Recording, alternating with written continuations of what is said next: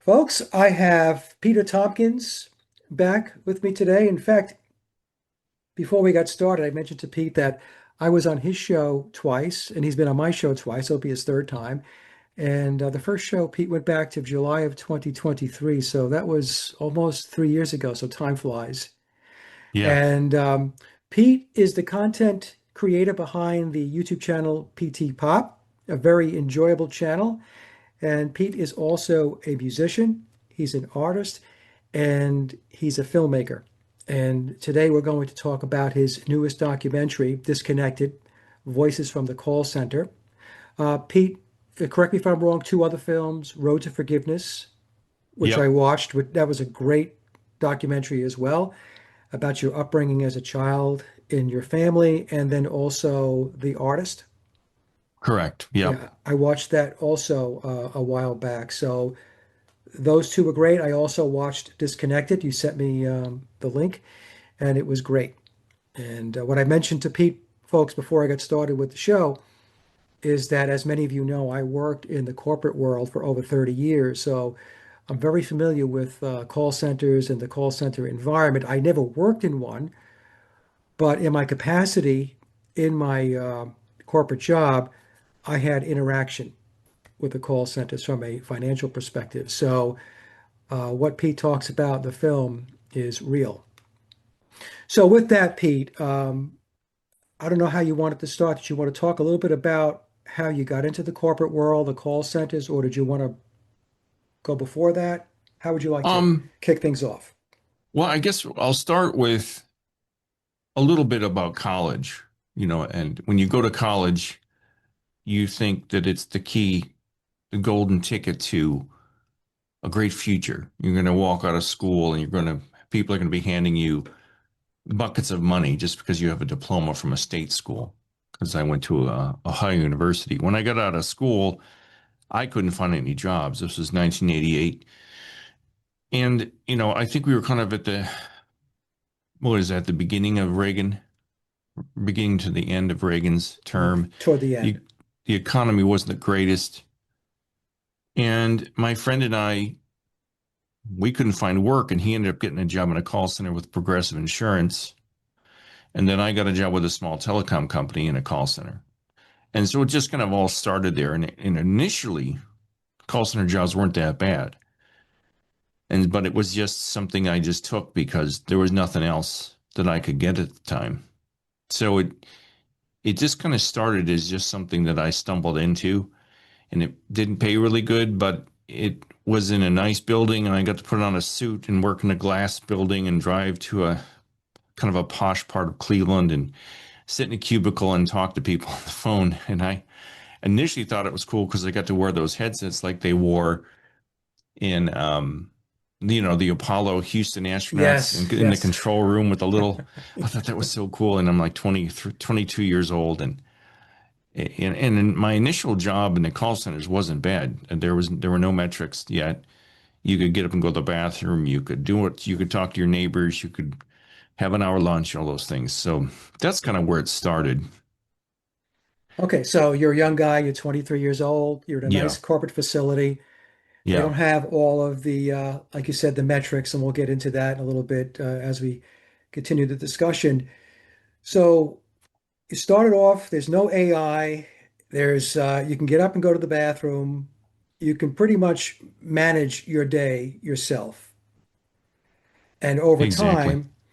over time, as you and I both know, that managing of yourself at work, um, that disappears. And it actually, in my view, it kind of disappeared pretty quickly as the whole thing with the call centers became um, more competitive, but also initially call centers were, and you tell me if this is your experience, but this is my experience coming from my background, were expensive to run.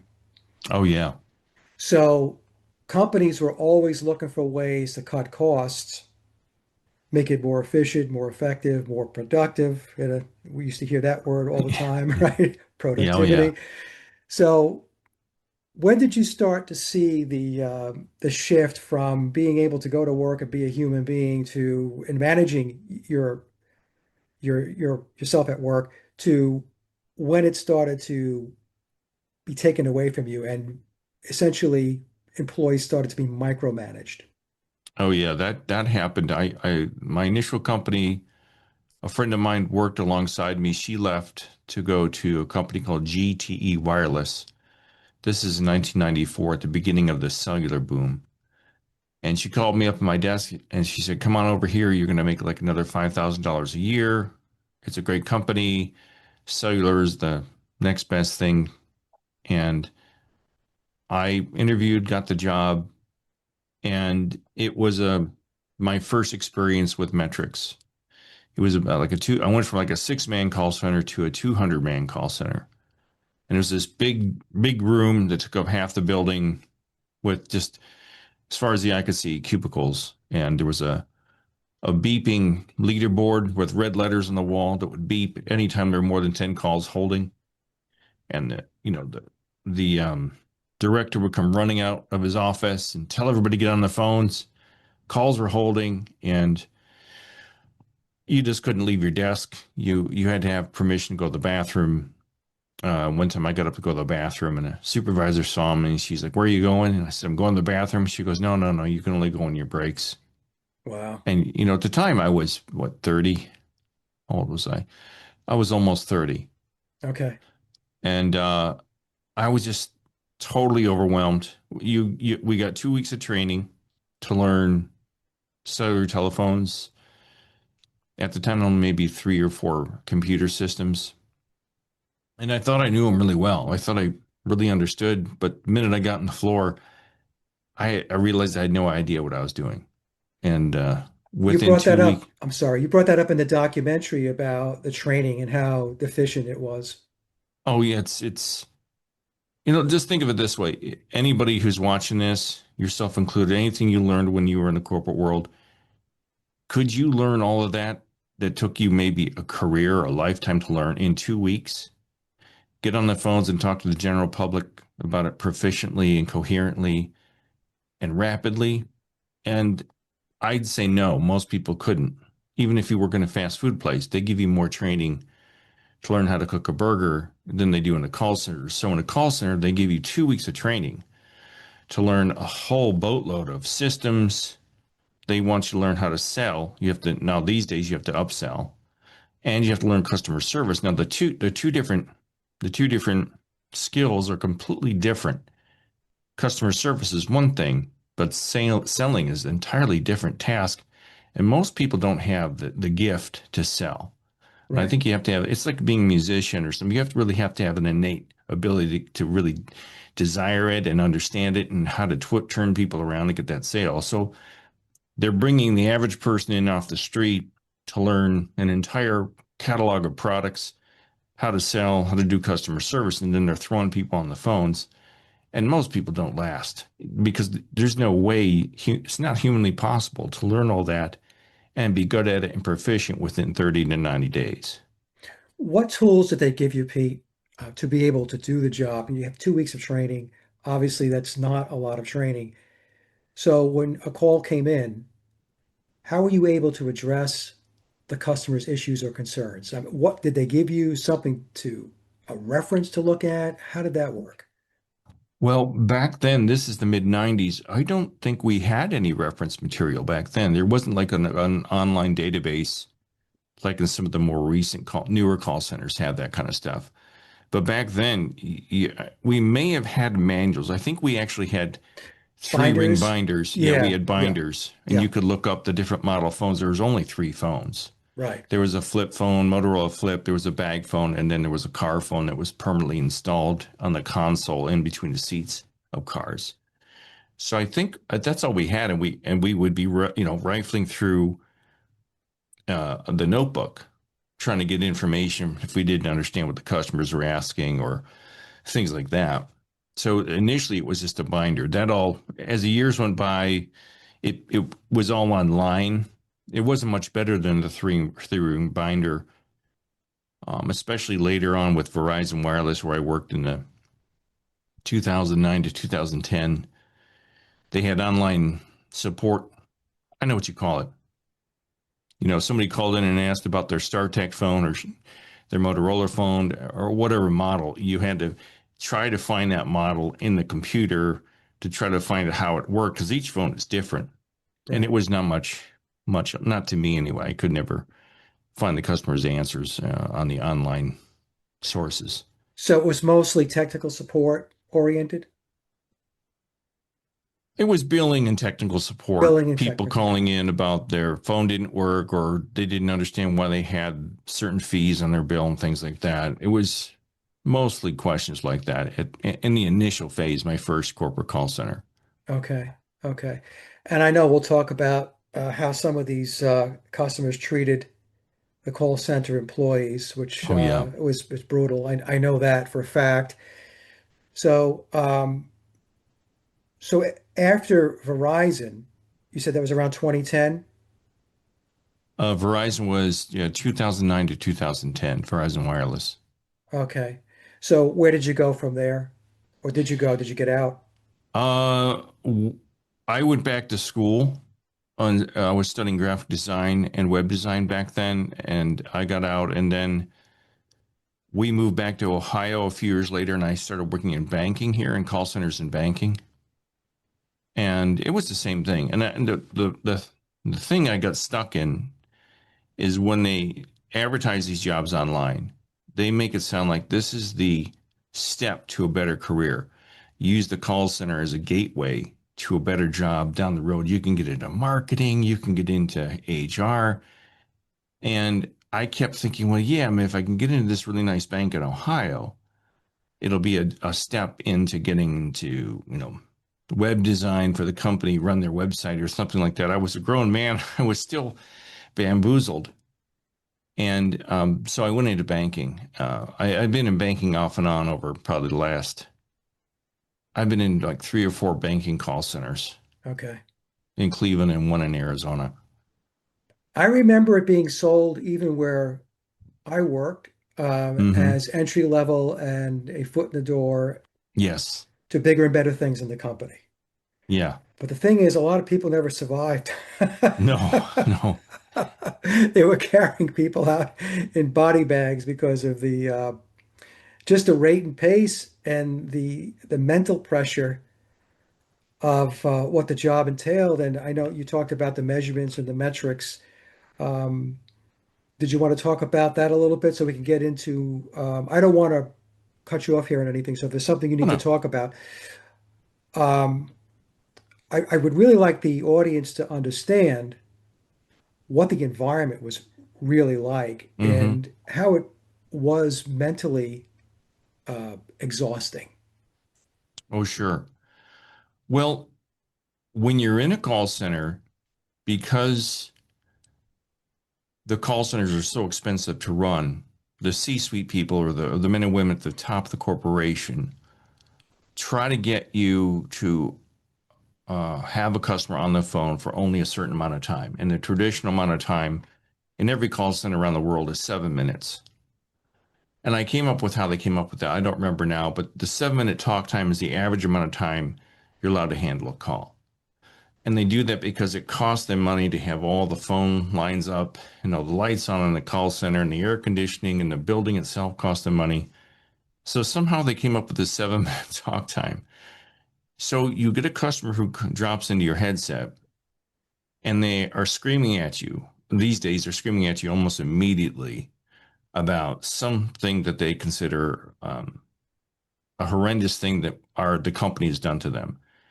So within 7 minutes, you've got to try to take control of the call, figure out what they're screaming about, handle that issue that the customer has. And in the process, especially in the modern day call centers, you have to sell to them. You have to upsell. So if they have like an iPhone, whatever the latest model is, you've got to upsell them to the next model iPhone while they're screaming at you because they don't like their current phone. And if you don't do that and your call gets recorded and listened to by the quality assurance people, you get written up because they'll say, well, I don't care if they're yelling at you. You're supposed to upsell. That's part of your metrics. So they have these metrics. I'm kind of jumping around, but No, it's fine. there's a series of metrics that you have to meet within a certain percentage. You have average handle time, you have hold time. You can't keep the customer on hold for more than like 30 seconds. If you go above those 30 seconds, you get in trouble. If you don't sell enough or try to upsell, you get in trouble.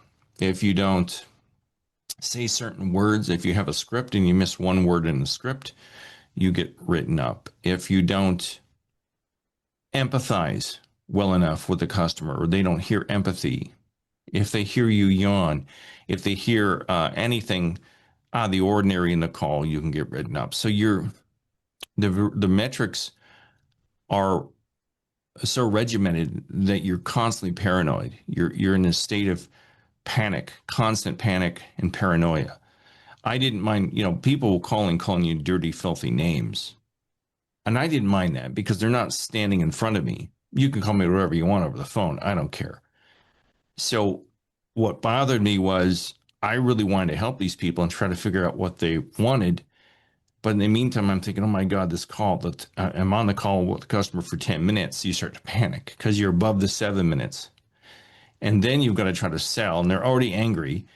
And if you say, oh, would you like the latest model of iPhone? And they're like, no, I didn't call about that. They start screaming and yelling, and it just escalates everything. And then if it escalates and they hear the call, management hears the call, they write you up because you didn't control the call, and they get mad at you because the customer got mad because you didn't present the sale the correct way. Right. It's this mind. I don't know if I can use this word fuckery. Yeah. And it's this mind fuckery that they put in, and very few people are skilled enough mentally. You have to be really mentally organized and almost sociopathic where you just don't care. And you have to just go, well, I'm sorry, how about this phone? And just kind of you have to do it with a smile too. If they can't hear the smile in your voice, you get written up.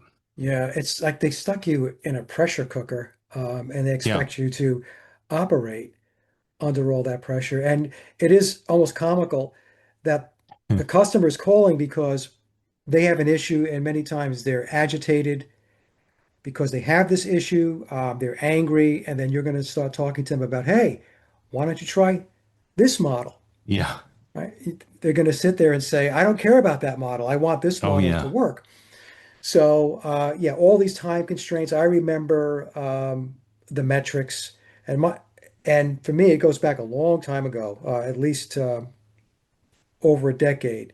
And I know it's gotten a whole lot worse since then. And back when I was in the corporate world, our help center was, or call center, we used to call it a help center, was contained within the company. In other words, they were our employees and they worked for the company. But over time, what was happening was they were moving away from that. They're moving to more contracted personnel. And then they started to farm out the work to companies that, quote, specialize in call center operations. So, so with that, my experience, what happened was many of the employees became transient. And so just when you've got somebody up to speed on working a call center, um, they reach a point where like I'm out of here. Oh yeah. And now you've got a new batch of people coming in, and the whole process starts all over again. I mean, really, when you think about it, Peter, it's ineffective in a lot of Oh, it's ways. well, what it comes down to, like when I was I noticed that the attrition rate. I worked for what was Bank One, is now Chase. Yeah, When I first moved to Arizona, and we had a training class of like 35 people, and after 2 weeks, we had 30 people, and after we all, I think the training class was about 3 weeks. After 3 weeks, we had maybe 20 people left, and then once I hit the floor, all the people, there was only like 3 or 4 people left from that entire training class working for the company still, and people okay. would just walk out. Um, and it's really sad because most of the people showed up with good intentions. They want to work, they want to be with that company, and they want to do their best. But I think what it comes down to is the companies, this is just my hypothesis. I think the companies see the customer as a necessary evil. So they need somehow to pacify that customer. So they throw up this call center or a variety of call centers, and they just give the customers bare bones service just to shut them up. Do you know what I mean? Like, Yeah. just it's just like it's there's no way you can give legitimate customer service if you've got 2 million customers and 500,000 of them are calling a month. There's no human possible way you can actually address No. sufficiently or efficiently those customers' concerns. So, and to get to what you're saying, a lot of these places to compensate for the amount of money they're spending in America, they're outsourcing everything to BPOs. Yeah. They're offshoring them to India, the Philippines, and because those people in the Philippines are making like $2-3 an hour, which in their country is a lot of money. Right. Actually, many of the people that work in the Philippines, their jobs are considered more prestigious than being a nurse, and they're making more money than nurses, which I was just astounded when I found that. I've done so much research; it's hard for me to organize it all in my head, but it comes down to the corporations don't really care. It's a necessary evil to have the call center and these customers that are giving them all the money that are making them wealthy so they can go off on some exotic island and have fun. It's a pain to them to have service these customers, so they offshore everything to save a buck. Yeah, we used to call them, again, I'm going back a long time ago, but we used to call them low cost countries, LCCs. Oh wow. And what would happen is, like, if you moved the part of your business over to India, as an example, and at one time it was considered an LCC, a low cost country, but then the employees started to have an awareness and awakening, and hey, we want more money. So when it got to that point, what would happen is then they would look, when I say they, I'm talking about the hierarchy within the corporation, they would then look to move the the work to another country where it was lower cost. So they continue to just move things around. Eventually, of course, what will happen is you run out of places to move things. And in my mind, that's where the advent of artificial intelligence comes into play now. And I don't know if you want to talk about that now, or if you want to talk about it later. It's up to you. But the one thing I wanted to ask you, Peter, was did you have different levels of support within the call center, level one, level two, or was it just one level? In other Well, words, if you couldn't resolve something or somebody couldn't yeah, resolve something on the desk, it got bounced to a level two support structure. yeah, it depended on the call center, but most teams had a manager, and they would sit at a desk, and you all sat in a group of cubicles, and the manager was kind of like the at the center, and you could run over to their desk and say, "Hey, I've got this question I can't answer." And if she had time or wasn't busy, you could transfer the call to her. And if she couldn't handle it, she would, if it was an escalated call with an irate customer that wanted out of their contract or canceled their account or whatever happened to be, usually there's a couple different. There was a team lead was your first recourse, then the manager. Um, but once you transferred it to the team lead or the manager, you usually never heard from that customer again. Yeah, You just took the next call, but it was usually team lead, manager, call center director, and then some of these people would get so angry would get all the way to a CEO at times if they found a way to wiggle their way up to the top. But and then there was quality assurance people, and there was sometimes what they call floor walkers. For Verizon, they had people walking the floor because Verizon's call center was a 2,000-man call center, and it was massive. Just as far as the eye could see, just looked like little whack-a-moles, just little heads is out to the horizon. yeah, And yeah, there were supposed to be floor walkers. There were supposed to be all these people, but The catch is you have supervisors and team leads, but they all disappear. Nobody ever knows. And this is any call center. You have people in charge that somehow are always in meetings, and nobody knows why they're in a meeting, but they're in meetings all day long, especially when you need them the most. And I got so paranoid. I thought, isn't this weird? I've got a lady saying that a raccoon ate her phone, and she wants a new phone because her raccoon ate the phone. Really weird stories. You get these customers saying really freaking weird stuff, and you had no idea how to handle it. And you'd look up and you'd think, well, I wonder if all these supervisors are in a room calling each of us with weird calls just to trip us up, because the weirdest calls would come in when they'd all go into meetings. But to answer your question, there's different levels, but they were very rarely around. You Now, very rarely find a supervisor. I'm going to assume there was a metric that was in place that measured how many calls left your desk and had to go to a team lead or to a manager or to Oh, the next level. I don't know if there was a metric, but you would get talked to. They Yeah, would say, hey, Pete, you should have been able to handle this one on your own. This isn't something that should have gotten escalated. You should know what you're doing by this time. They would talk to you like you were a little child and reprimand you. I got that a lot because there were sometimes I just, what do you do with a lady whose phone was just eaten by a raccoon? I mean, you get really weird calls. Like the weirdest thing about call center work is you get a really good idea of the intellectual or intellectual capacity of the country, of the United States. I mean, it's really scary when you hear people that don't know how to add and subtract, don't understand, you know, their bank account at all. yeah, You wonder how people even function. But yeah, I don't think it was a metric, but it was definitely, they would sit down with you and, take you aside. You get a tap on the shoulder and say, hey, that call you just sent over to me, let's go talk about it. And they'd say, well, you shouldn't have sent that to me. You should have been able to answer that on your own. But there's so many thousands of things you've got to know.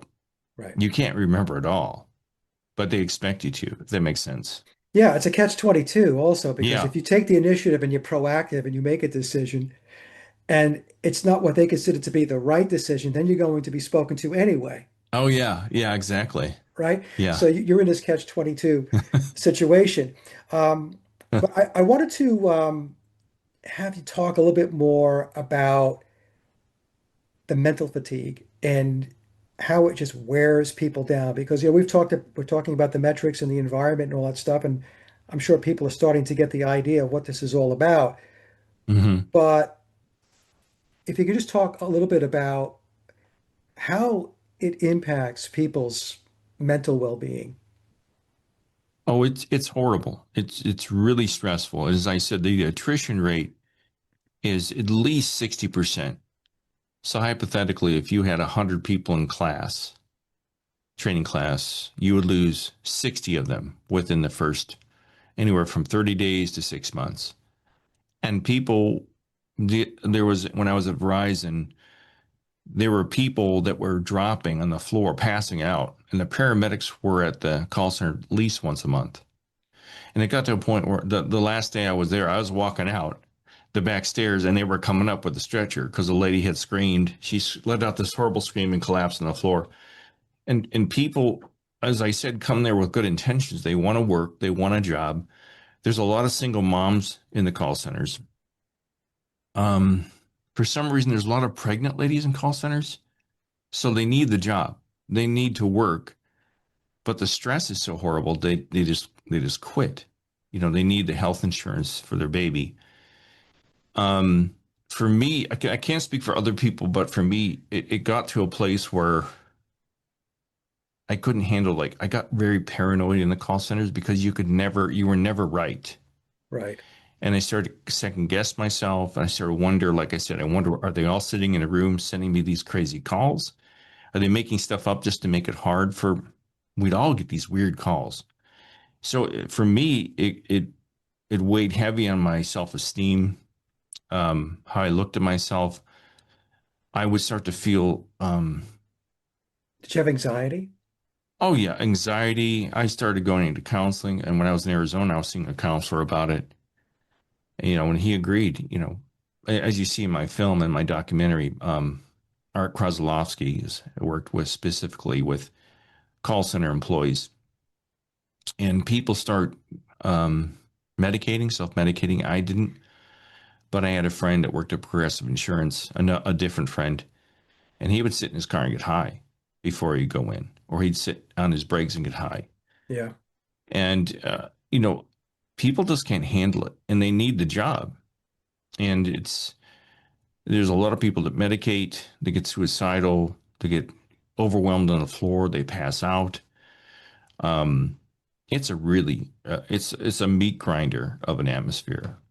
Yeah, like I said, it's a pressure cooker, and it there's a lot of mental abuse that takes place, and so a mental abuse will ultimately lead to physical problems as well.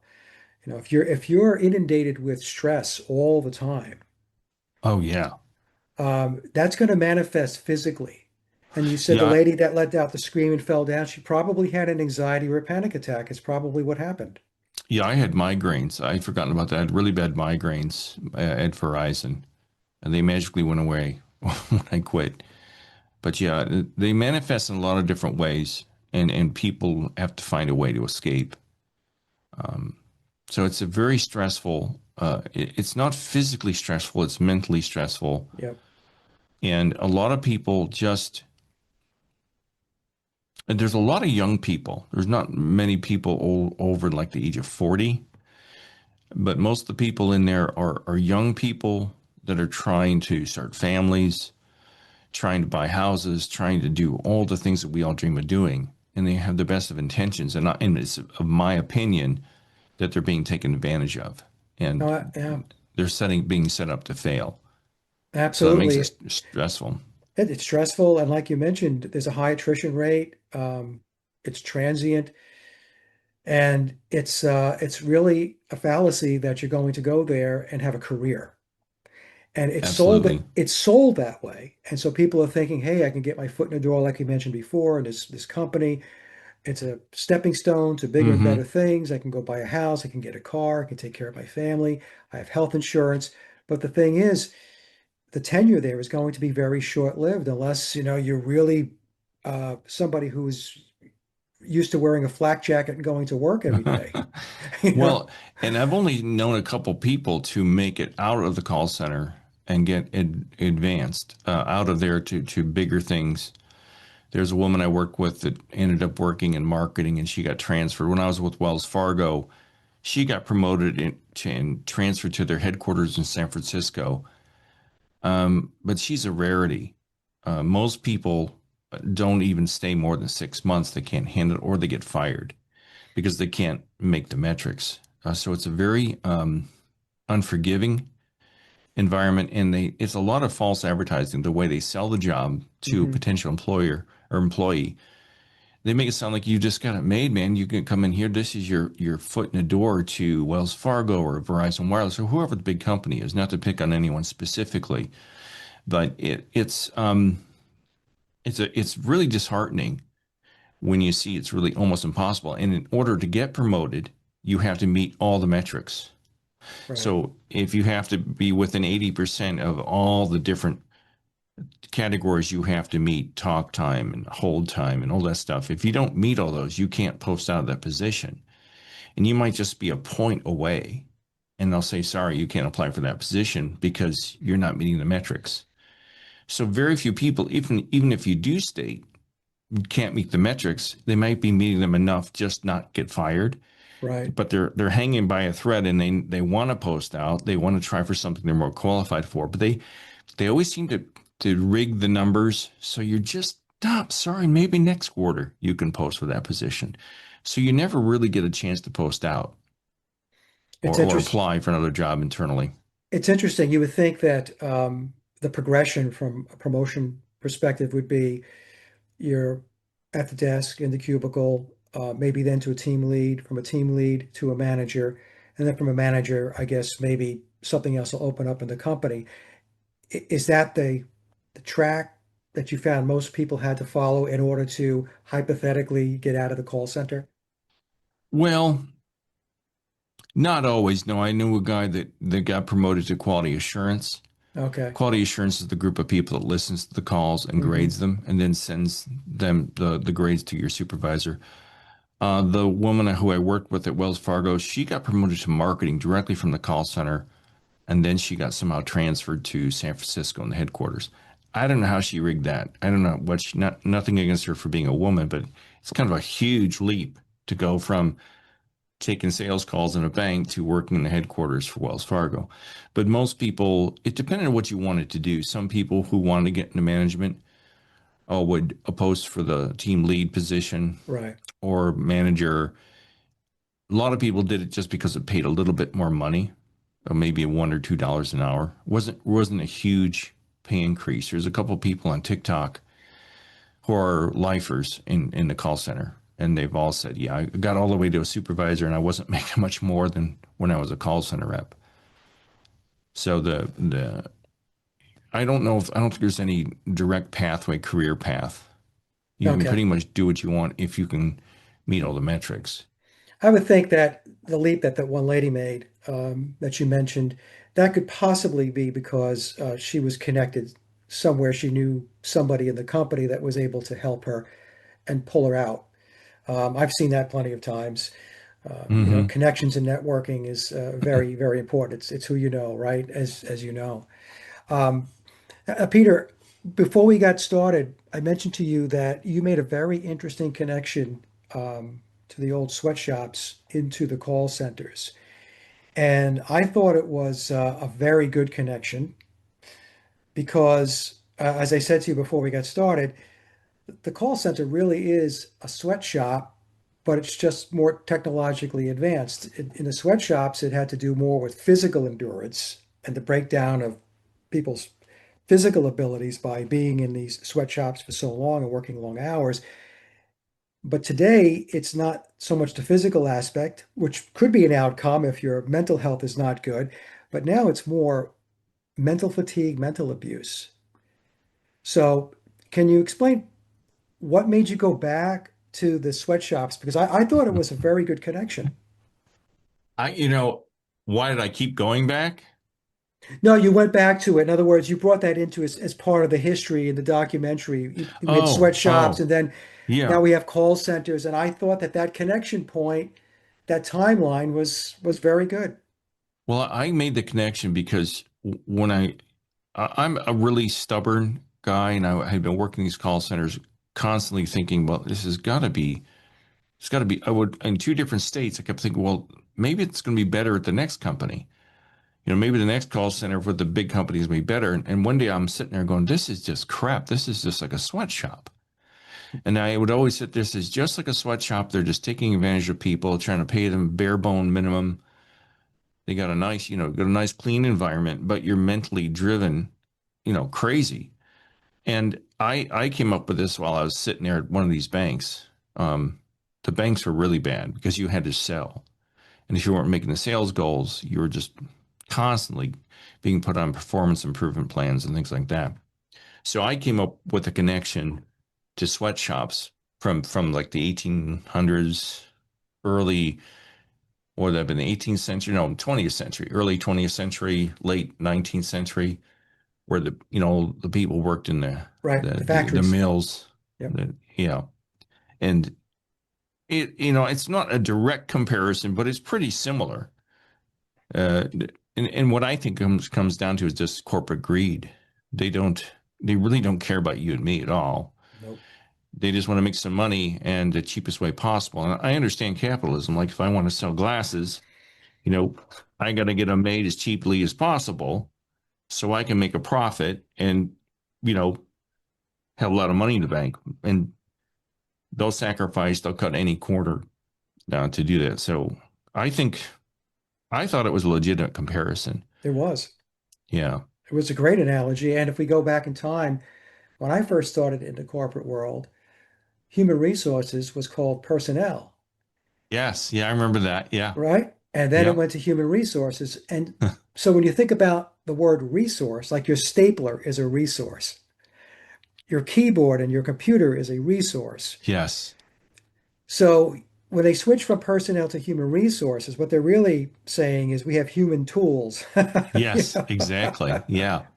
You just become another widget Yeah, that they can replace or yeah, plug and unplug and plug in and things like that. yeah. And once you're obsolete or you're not performing up to the metrics, you're not producing, then they just go get another resource to replace you. Yeah. Yeah. It's interesting. I'll tell you a little story. When I first started in the corporate world, in the company that I worked for, they had a creed, and it had to do with employees, and it was referred to as respect for the employee. So the employee was respected. Yeah. The employee wasn't a tool, they weren't a resource, they were a human being, and so they were to be treated with respect, and it was great. Down the line,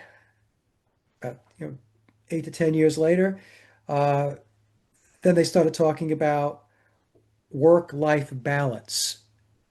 So before it was your personal life is very important to you, and your work should not impede upon your personal life. They are two distinct things in your life. And then it moved to, well, now we have work-life balance. You've got to balance your work and your life. So they got away from the respect part of it, and now it's kind of like they're massaging it. By the time I left, which was back in 2014, it was referred to as uh, work-life integration. Oh no, I have not heard of that one. Yes. So your life is your work and your work is your life. So now it's inseparable. Now, Yes. now it's integrated. So there's no work is no longer in a separate bucket. You're all in one bucket now. Your personal life and your work life, it's all in the Yeah. stew. So that was the evolution that I saw, having worked in the corporate world for over 30 years. And I look back at it, I can chuckle now. I remember when I was there, I was figuring out what this was all about. This was just, they were soft selling the change in how they view the employee is what they were doing. And most people didn't pick up on it and until it was too late. And when I mean too late, there is a point when people look back, they were in their current situation and they're like, this is not right. How I'm being Hmm. treated is not right. So we talk about the call centers. We can talk about how you know how employees have received pay cuts, how things like profit sharing has disappeared, Sure. benefits. Employees are paying more and more now for their benefits.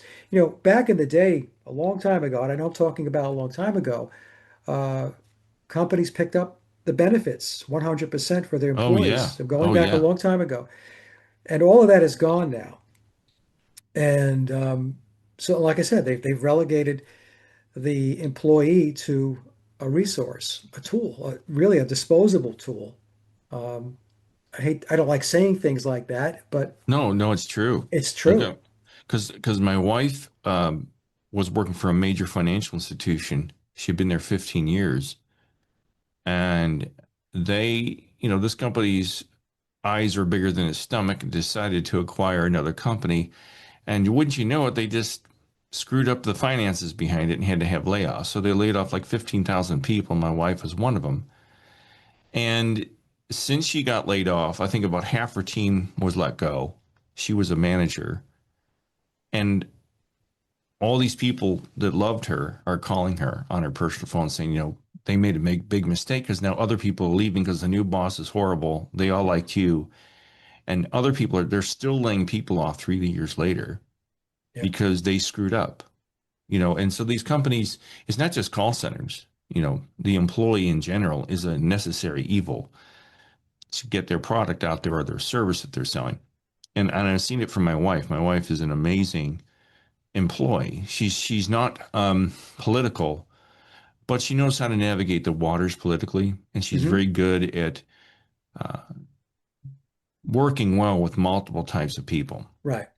And they didn't value it. They just tossed her out the window with everybody else, and they're Even her boss now knows it was a huge mistake, but they didn't care because they bought this other company and they had to make cuts somewhere because they wanted to have an advantage online, which is a whole nother story. But I've seen it from multiple angles, and I'm very anti-corporate now, so it's very hard for me to, you know, think of ever working again. Fortunately, my wife works and I'm able to do this stuff Yeah.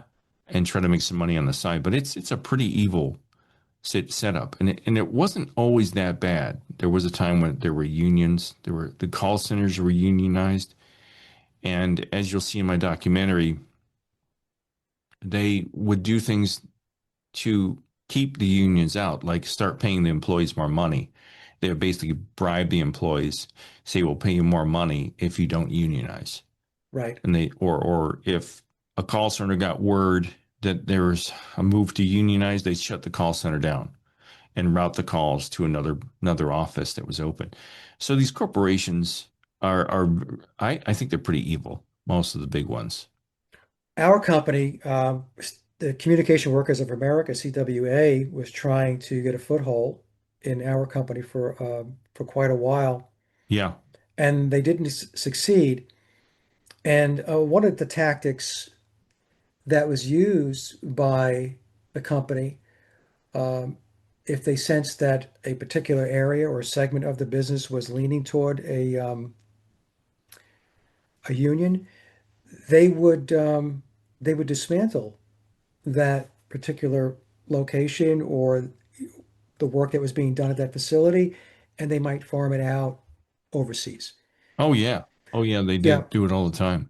and also what a lot of people should know, I know this is a little off track here, but companies will buy other companies for the sole purpose of getting rid of them as competition. Yes. Yeah. So when they give you the big, spiel about we're bringing this company on, there's not going to be any changes, and there's going to be a smooth assimilation and all this stuff. And then a couple of months down the line, they're cutting heads. There's headcount cuts. They're laying people off, letting them go. Um, a lot of times it's because they don't want that company to succeed, Yeah. or they take from it what they can benefit from, and then once that's taken place, they get what they need. Then that's that, and they just cut Mm-hmm. it off the block, and it's gone. Um, I remember one company that the company I work for bought. This is a long time ago, and the company that was purchased. I'm not going to say any names, folks, Sure. because okay, Yeah. was successful, and they were making inroads in the telephone area in that segment of the business. And within short order, that company, which was an aspiring young company, which made a great product, was decimated once we purchased them. Oh yeah. Gone, it was gone.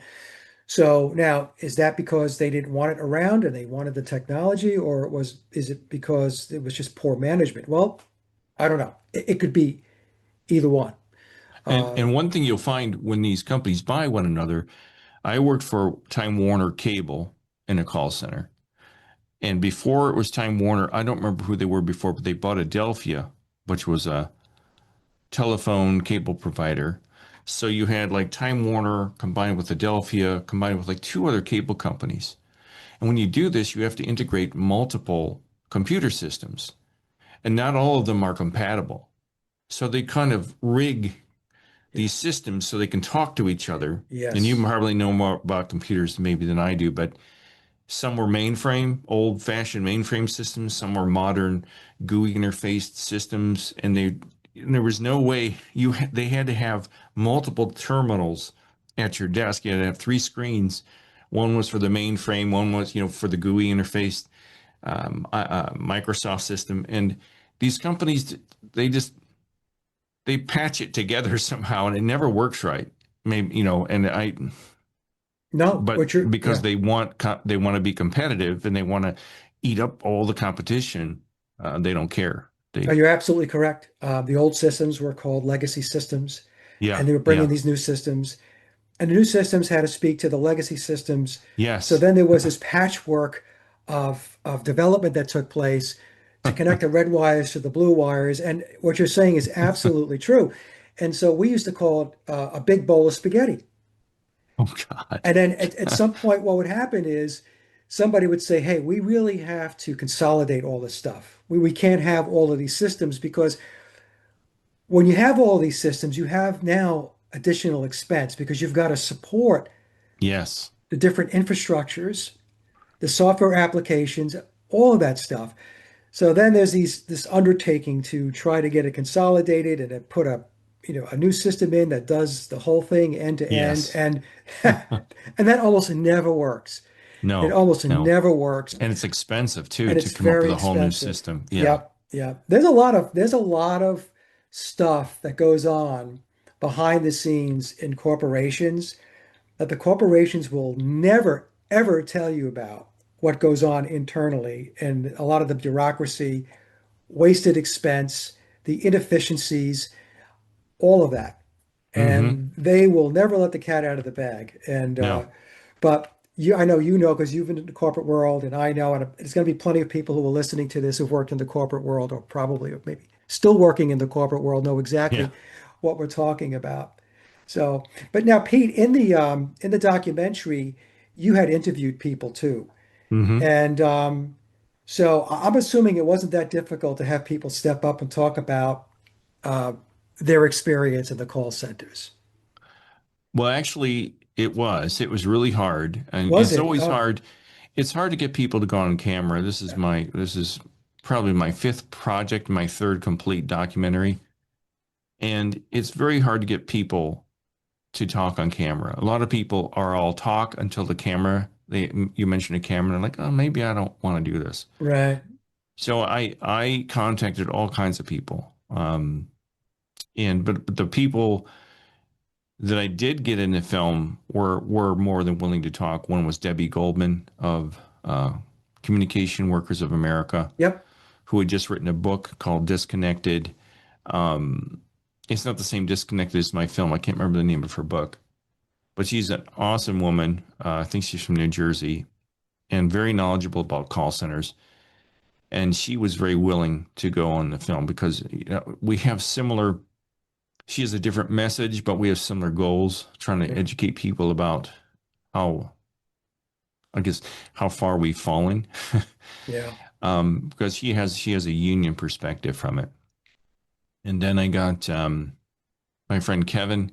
He and I worked in the call center together, and I got Art Kraslowski, who's a friend and a fraternity brother, but he had worked in counseling for 40 years, working with people, a lot of people in the call centers that he worked for. And he worked for some big companies like you did. Yeah. And he had some things that I couldn't put in the film that he told me about. But yeah, it's not easy. It's not an easy process getting people to be in the film. I wrote to people on TikTok, Facebook, YouTube, and said, "Hey, please, there's this one woman on TikTok who would be amazing in it." And but she never responded. I didn't even know she got the messages. It's Yeah. hard to find how to contact people. There's another person I was going to have in the film who was the opposite of my message, a very positive person about call centers. But by the time I got around to getting to him, I kind of was done. I didn't want to bring up a different point of view. I Right. want to keep it all the same, going in the same direction. He's very positive about being a supervisor, and he was a really great person, but I just didn't feel he fit in the direction it was going. So it took me a long time to get the people I got in there. And then Okay. you've got to coordinate schedules, and you got to figure out, what they're going to say. And uh, like Debbie was in New Jersey, I'm here in Ohio. I didn't have the money to fly to New Jersey, and we did, our interview over Zoom, which I figure was fine. It You know, was. It worked fine. oh, good, good. Yeah. In fact, the whole film, I was going to ask you, where do you see AI taking this? Wow. Yeah, and we had talked about corporate greed and AI. is another way. They're desperately trying to find a way to eliminate customer service reps in call centers. And they're thinking that they're definitely pushing to try to get AI to replace live bodies answering the phone. If they could figure out a way to get those bots to talk like they're human and nobody can figure out that they're not human, Yeah, they would do it in a heartbeat. Because one AI bot in a call center can handle 1,000 calls at a time, at once. So when you get a bot in the phone, that computer system is speaking to 999 other people at the same time, and it doesn't cost them anything. So I think they're trying. It's not working quite as smoothly as they hoped, but I think they're desperately trying to get this all moved to AI, just like the grocery stores are trying to do the self checkout, or McDonald's has now got all the iPads instead of cashiers. yeah, They're trying to find a way to sell their products and service their products with robots right. or AI, just so they can save a buck. I always think of that Christmas Vacation movie where Brian Doyle Murray gets kidnapped by Eddie, and they bring him into the house, and the wife finds out he cut bonuses, and his wife goes, of all the dirty ways to save a buck, or the cheap ways to save a buck, and that police officer goes, I'd beat you with a hose. And I Yeah, think that these companies, they just are desperate to cut corners. And I get hopped up on it because, with the political climate of our country today and the Epstein files, a lot of these predominantly men are not exactly nice people. And they're doing things that are hurting a lot of people, and they're making money hand over fist. So I think AI is another way they're going to look to try to save some money. yeah, and I they, get pretty nasty about it. If it's just, it drives me, it doesn't drive me crazy. It makes me so angry because, well, you know the climate of the country right now and where things are headed. It's crazy. yeah, I was seeing a lot of stuff now that's coming out, unless you're in a coma. You, you should be waking up to how this world really works and the Oh power yeah. structure behind it, right? So, yeah. The other question I was going to ask you, well, I'll make a point first because it has to do with the AI question I asked you. Okay. The problem that employees are going to have with AI, in my view, is that I'm going to run a little story by you. So I have an old Tascam 2488 Neo, which I do my recording on my songs, Multi-track. multi-track, 24 Yeah. track. The machine goes back to 2010, 2011. It's a great machine. It still works great. And so I had to replace the hard drive in it with I wanted to do a solid state drive, get rid of the old drive, the original drive. So in the old days, what we would have to do is, well, you can't call Tascam anymore because they're not going to talk to you. The machine's like 15 years old, so that's that, Hmm. Yeah. right? Or you'd have to go to the internet and you have to roll around in support forums and stuff like that to see if you can pick out the information you need. Well, I went into Grok and I typed in, "Hi Grok, I have a Tascam 2488 Neo. I want to replace the original hard drive because I'm concerned that it's going to fail. Um, what do you suggest is the best solid state drive to put in it?" First, I asked it if it would take a solid state drive, and it said, Absolutely." And so what it did, Pete, was it gave me all the instructions, everything I needed. It recommended a drive for me that worked perfectly. I put it in yesterday. And that was that. So the reason why I'm telling this story is because that's the type of question that would have went to a call center many years ago in order to see if you can get some help, even if it was even a technical uh, call center for technical support. Today, you don't have to do that anymore. You could just type in your question, or you could ask your question audibly, and the AI will uh, give you what you need. Hmm. It's great from the perspective of we don't have to scour the internet all over the place to get what we need or the information that we're looking for. But on the other hand, when you look at that, you think to yourself, there's going to be a lot of people out of work at some point. And I don't know, it could be 5 years from now as the technology gets better and better. Certainly 10 years from now, I think it's going to be a whole different ball of wax, Pete. Oh yeah. So, I mean, what are your thoughts about that? Yeah, I think you're completely right because I do the same thing. Now the catch to Grok and ChatGPT is their information isn't always correct. Yeah, And I've found some things that I put that I know what I'm talking about, and I'm like, I'll correct them. I said, this isn't right. And they're like, oh, you're right. right, I didn't right. catch that the first time through, but Yeah, yeah, I think it's going to replace a lot of jobs, and I think a lot of people are going to be out of work. And there are millions of people around the world that work in call centers, and when they finally figure out a way to have it all replaced by AI, there'll be people that won't have any place to go other than to go work at Walmart or yeah, something like that. yeah, And so I think it's a definite eventuality. I don't know how soon it's going to happen, but you can bet your bottom dollar they're in some back room or some uh, um, laboratory somewhere trying to figure out how to speed it up.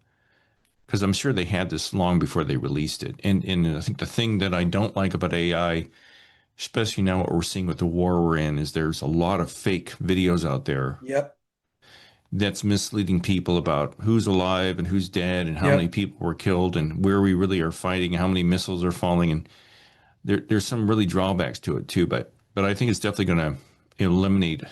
And I don't know how people are going to make money. And as I said in my film, AI is,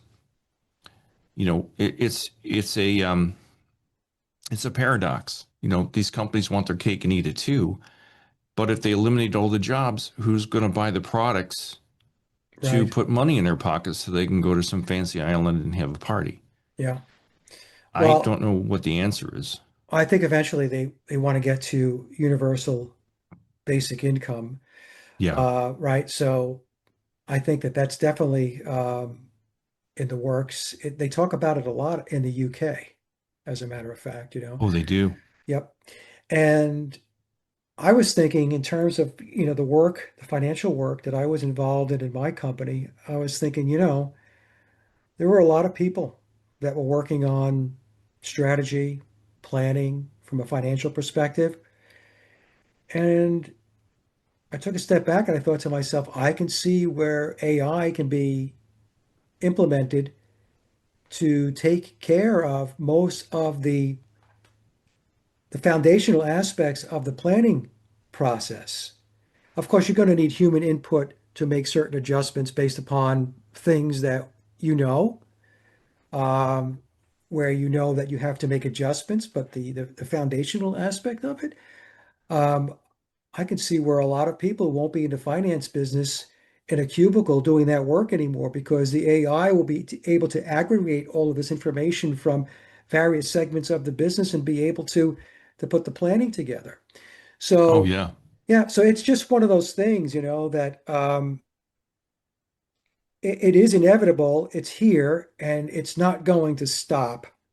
I'm sure there's people who are listening that don't want to hear that.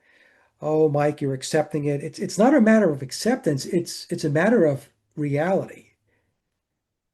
I mean, they didn't come this far uh, to not implement it full blown. I'm sorry. It's just the way Oh, yeah. it's going to happen, you know? Yeah, I agree. I mean, like I said, I think they've had AI for a while Yeah, and they finally released it. It's kind of ironic. I think they released it right around COVID. Didn't it really come out full blast at the beginning of COVID? that's when they I started don't know if I can introducing say. it. Yeah, Um, but yeah, I think they've got a plan. Whoever they are, they talk about a shadow government or a new world order and all that yeah, stuff. But I think the universal income, I think, is what it's called out. I think it's what you called it. yeah, I think they're yep, looking to send us all a check each month and we don't have to work. I don't know what we're going to do all day. Um, you know, well, they'll give us just enough to buy food and pay the utilities, I suppose. But I don't right. know what else it's going to be. And you'll own nothing and be happy. And That's the way it seems. and we're seeing that today. We're seeing that with everything is subscription based, Oh yeah. right? a lot of these large investment companies are buying up the single family homes Oh yeah.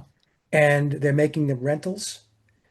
And the process of doing that has raised the cost of buying a house to astronomical levels for most people. Hmm. And so now I think the figure is that the average age for a first-time home buyer is 40. Oh my God. Wow. So this is how out of hand it has gotten. So, there's a lot of things that are taking place that I think a lot of people are not really focused on or paying attention to and just think, well, it's just the way it is. But there's a lot of planning, Peter, behind the scenes by this shadow group that is forcing these things to happen. Hmm. Because it's like the great Oz behind the curtain. They're pushing the buttons and they have the levers and and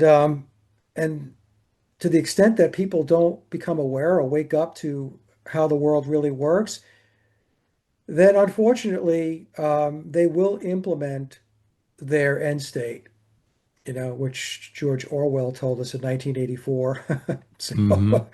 but in any case, I don't, I went off on a tangent on you Well, there, no, but no, I think you're right on track because that was one of the point of my film was I wanted to not only tell people about the horrors of a call center, but how now they're replacing. It's kind of a message about AI too, yeah, because I finished the film with like, hey, we were here with sweatshops. They replaced the sweatshops with machines. They replaced the people in the fields that were slaves with machines. Then they replaced, you know, the sweatshops by sending them all overseas, so they didn't have to be governed by regulations in the States. So people in Taiwan and Vietnam are now making our clothes. And now they're going to replace all of us with AI. So it's kind of an evolution of yes. corporate greed leading to who knows what. So that's this kind of, I wanted to, and my concern is I won't get I've got a distributor, but I'm trying to figure out how to get the reach and get it out to the masses because I'm not going to get on Netflix, but I'll hopefully, but my fingers crossed, I'll be on Amazon and Tubi and a few places like that. Good, good. Yeah, I hope so. But it's very difficult when you're independent anything these days to Hmm. get that reach. It's very, very difficult. You're a musician, I'm a musician. Oh yeah, yeah. I don't even know, how do you make a living as a songwriter and a musician? You really can't, I don't know right? because Because every I'm on Gig Salad and I had a solo act up until COVID. All my gigs died at COVID, and since then people have said, "Hey, we want you to play at our bar for 3 hours," and I'm like, "Well, here's my fee. I charge $350 to $500 for 3 hours." right, Which if they're going to hire a band, it's going to cost them. It should cost them like 2 grand for right. four guys or four gals or whatever. Nobody will hire me now because Yeah. I'm charging too much. And so I tried to say 150, but it's not even worth me packing up the car No. with all of my junk and driving 20 minutes or an hour to a gig for anything under $350. But these places don't want to pay it anymore. And I don't know what happened. I can't get anybody to pay the rates I used to make before COVID. And if there was a Well, memo sent out saying musicians aren't worth it or what? well, I was watching a documentary about a month and a half ago, Hmm. and it's a current documentary. I forgot the name of it, and they were saying, Pete, that bar bars, people are not going to bars anymore. Oh, really? So yeah, so what's happened is a lot of these places, um, they're half empty or you know almost all empty because people just Oh, aren't going anymore. And they said that another statistic said that the amount of alcohol has declined significantly as far as people drinking alcohol. really? Yes, so there's been a shift, and it's interesting. And the shift took place. It started with the whole COVID thing back in March of 2020. Since that, put the stake in the ground there going forward, bars are not doing the business that they used to, not anywhere near the business they used to, and the amount of alcohol that people are drinking is down significantly. This is based upon the Wow. documentary I watched. So that could be another reason is that, they don't want to pay because how many people are actually going to be in the joint? Yeah, they won't make their money back. It won't make their money back. Yeah. So a lot of things have changed. A lot of things have changed. Well, I mean, now they've got AI is right. You know, the writer's strike in Hollywood was based off of they didn't want their jobs replaced with AI because you can go and have a script written in 2 seconds. So the writers would be out of work. Now you can take the likeness of Tom Cruise Right. and make a movie with the advanced versions of different AI packages. I'm sure you're going to have to pay Tom Cruise for that, but you don't have to have lighting. You don't have cameras. You don't have to have sound. It's all done at the push of a button. So even if you've noticed, like movies aren't anywhere near the same as what they used to be. No. There's not big blockbusters anymore. There's nothing that you're like, wow, I got to, take the kids to this tonight. Yeah.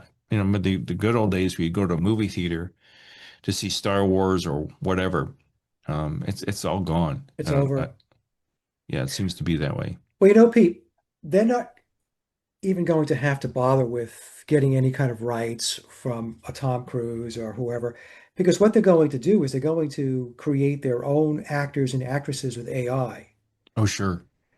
And, they're not tied to any existing actress or actor. They're AI Mm-hmm. creations. And to the public, they will be real. And I could just see in the future where people will talk about these AI created actors and actresses in these films Yeah. as if they're real people, and they'll have a Oh, yeah. following, and they'll put them on the covers of the magazines in the supermarket. Oh, You yeah. know, They'll even have little romantic uh, trysts. They'll be cheating on their spouses, yes, their AI spouses or something. But it's uh, the same thing with music. They've got all that stuff you can create on, is it Suno? yes, And these songs are getting millions of listens. And they've yes. taken a lot of them off of YouTube because they consider them not legitimate.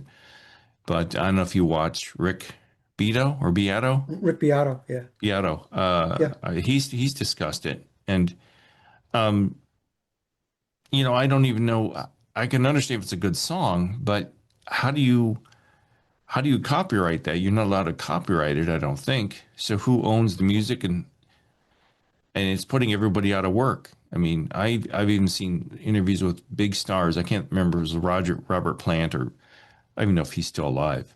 Yeah, he But is. one of those big guys said, there's no way to make money anymore in music No, unless you're a big star like the big guys that are touring. But you have to get like 10 million plays to make any real serious money. I think it was like 10 million, he said. streams. Streams, I think you get a yeah. lot more than that. I'll tell you, Pete. I'll tell you my own story. Since 2013, when I released my first album, TuneCore is my publisher.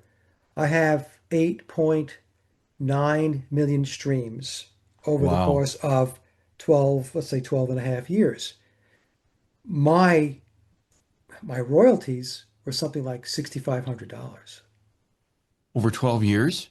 Yeah, Oh my God. 8.9 million streams. So Wow. so there's no money to be made in streaming. There's none. It's concerts, it's Mm-hmm. merch, Yeah. and whatever else you they can conjure up to sell the brand. It's not music anymore because albums are gone. When I say albums, obviously vinyl, CDs, Yeah. passe, right? Everything now is streaming on demand. And again, it gets down to you'll own nothing and be happy. So you don't even have a physical media anymore with Mm-mm. music. You just go on to your Spotify or whatever, and you stream it. Yeah. So it's crazy. It really is. So if you're a musician, talented person, I know you have how many albums have you published, released? I think I've done 5 CDs. I mean, it's probably 4 CDs and one EP. Okay.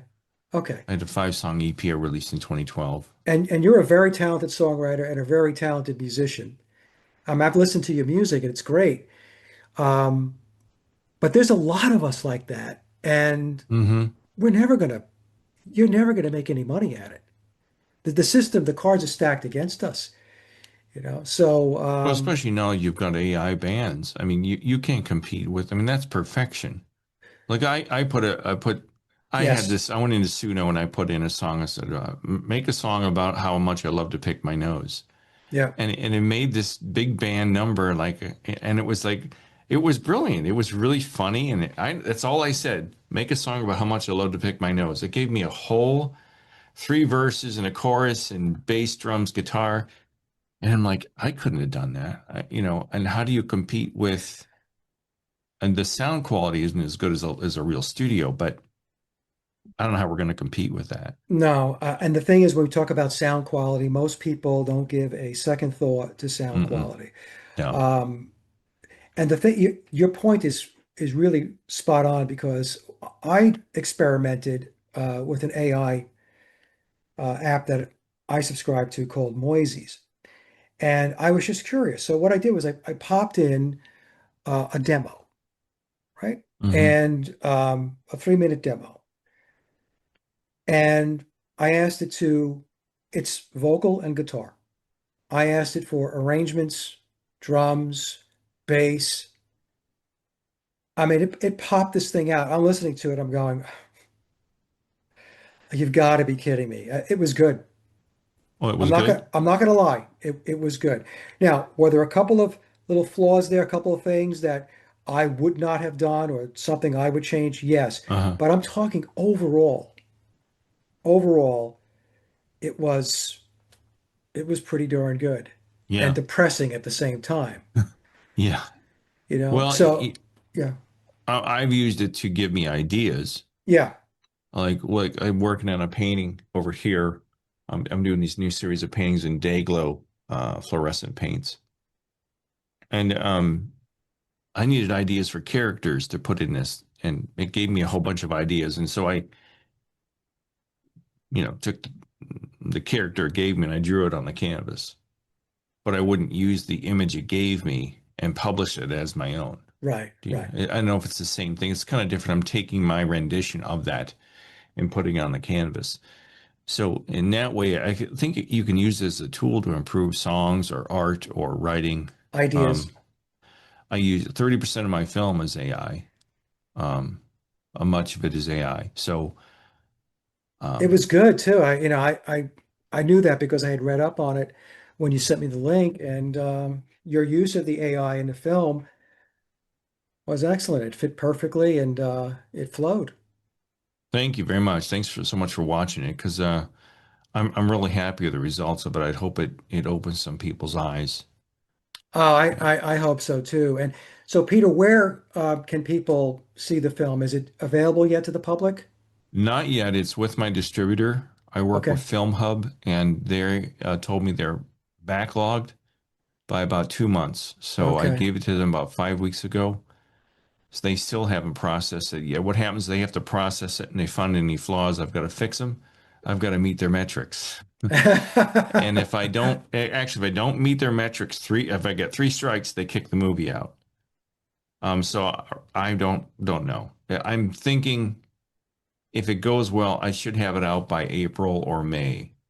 Usually Okay. takes a while to for them to get through their quality control. Now, when they put it out, when they release it, will it be on Amazon or are you going to also put it on YouTube? How is that going to work? What platforms will it be available on? Well, it should be. I mean, they send it out. They work with multiple streaming platforms. They work with YouTube and Tubi and Amazon. Mm, They'll send it to all those places, and those places have to view it and accept it or decline it. okay. So right now, my a documentary, The Artist, is on Tubi. It's on YouTube. It's on Amazon. So it should be. I think it's good enough quality to meet all of those other platforms' requirements. Yeah. So it should be on Amazon, Tubi. Where else do I think it's on Apple. My film is on Apple TV as well, I think. So it should be on some of the bigger streaming platforms. Okay. So when it's available, let me know and Yeah. I'll get the word out. I'll put it up on the blogs. That should help. Yeah, that'd be Um, awesome. Thank you so yeah, much. I'll do that for you. And I'll put all the links to all of your platforms in the description box below. I'll leave a link to Road to Forgiveness and The Artist because both of those are on YouTube. Yes. That's Yeah. where I watched them. So, Yeah. and then Disconnected Voices from the Call Center will be it's TBD, but hopefully within the next few weeks it should be Yeah. available. I'm hoping. Yeah, that'd be great. Yeah. Okay. All right. Well, Pete, it's been very enjoyable. It's good to talk about something other than the Beatles. Yeah. It's so funny. Yeah, Pete asked me if I had watched that film. Was it Man on the Run? Yeah, I think that's what he's calling it. Yeah. Yeah, Billy or Paul McCartney's Yeah. new documentary, whatever. And I have not watched it yet. I told Pete I'm so beatled out that I've had no interest in watching the film. I will at some point, but did you watch it? No, I saw a gentleman on YouTube reviewed it, Oh, and yeah, yeah, I didn't know it was on Amazon Prime, and I pay for Amazon Prime, so I was thinking of sitting in here and maybe just watching it, trying to see if I could stomach it. Because I want to hear the real story of the Beatles, the women that they impregnated, and the horrible things they did as young men, because they just portrayed these guys as these teetotalers drinking rum and coke in a hotel room after a concert, and like, there's no way. yeah, yeah, There's no. I want to hear the real story, but you'll never hear that because they promote them as such good boys that. yeah, yeah. You'd have Um, to go to my channel for the real story. yeah, yeah, exactly. Oh, and well, we maybe we can talk about this when we're off. But I was looking at videos of Rory storming the hurricanes with Yeah, Ringo, yeah, and I'd never seen these until last night. I got this idea to watch some of his videos where he's actually playing drums with the band before he's with the Beatles, and I was shocked. It didn't really sound. His drumming wasn't that great, yeah, and he didn't sound like he did when he's with the Beatles. yeah. If you've ever watched those videos, but we can talk about that another time. Yeah, yeah, no, we should maybe do another show. We could talk about your findings because you've gotten into more and more into the whole Beatles story because I've watched your videos on it, and I mean I can be in host mode and you can come on as a guest and talk about what you found, and your thoughts because you like me, you were a huge Beatle freak. Oh yeah, I was majorly obsessed. Yeah. I drove my family crazy with it. And this is years after they had broken up, so they weren't, none of the Yeah, merchandise was around or their records were in the stores, but the Beatles were old news. right. But when I found them, Yeah. um, Yeah, I caught them on the tail end, 1968, 67, 68, around there. But I was the same way. I was a total Beatle nut. My brother used to come to my house and I had all this Beatle memorabilia, yeah, pictures. He said, it's like a Beatle shrine. That's what he would say to me. yeah. Did you So, see the interview with Klaus Voormann? I think it was with him. And he was saying like it was 1967 and he walks into John Lennon's flat and John is on the floor crying, saying no, how miserable he is and how much he hates his life. And I'm like, wow, this was from one of the people that was with the Beatles, from yes, pretty much day one. back in Hamburg. Yeah. And I'm like, wow, this is a guy that, when you don't know the real story, you see them as these funny, clever guys, but behind the scenes, they were, well, at least John was a very tortured person and he wasn't happy. Yeah, And I think that I want to do a video about that because I got to find that video again where Klaus, I think it's Klaus. Is Klaus still alive? I think he is. Yes. I think so. It's a good, it was just like a 2-minute video. And he's like, yeah, there he is. John Lennon on the floor crying because he's so unhappy. He says, Klaus, I'm miserable. I hate my life. And it's like he was in the middle of Beatlemania. And Right. And he's it was miserable. nothing like we all think it was. Right. Exactly. Yeah. Well, Pete, with that, um, I said I wouldn't talk about the Beatles, but we kind Yeah. of we kind of did a little bit, which is fine. Again, folks, the documentary is Disconnected: Voices from the Call Center. It's excellent. I've watched it, and it should be available within the next, I guess, several weeks, Yeah. Yeah. maybe 4 to 6 weeks. And I will put a link down below for Pete's other documentaries, Road to Forgiveness and The Artist. They're both excellent as well. And Peter, I want to thank you so much for coming on the show and talking about the call center and the corporate world. Awesome. Thanks so much for doing this, Mike. I really appreciate it. Anytime, anytime, really. Awesome. All right. Thank you so much, Peter.